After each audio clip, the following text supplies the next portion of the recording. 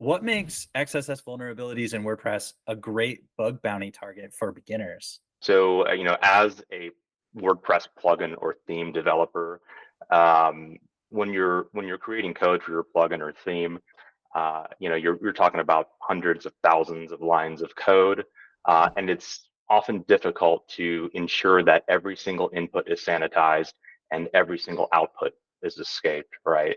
Oftentimes, you'll see input sanitization and output escaping functions being used by the developer, but maybe like one's missed, right? One or Mm, two is missed somewhere along the line, right?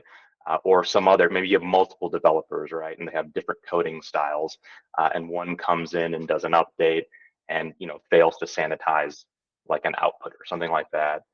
Um, so yeah, like I mean, there are just so many. And when we started our bug bounty program, we actually got a lot of cross-site scripting submissions, some of which were using techniques that we hadn't seen before, right? Or we hadn't investigated ourselves. So it just goes to show that there are just so many different ways of getting that input in, uh, and triggering that cross-site scripting vulnerability. yeah, it's such a small little mistake you can make on the programming side that can have big consequences. And it totally makes sense what you said.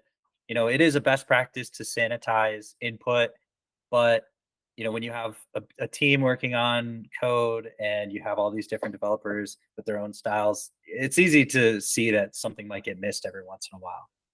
Right. It's said that if you write code, you will at some point introduce a vulnerability. It's just inevitable.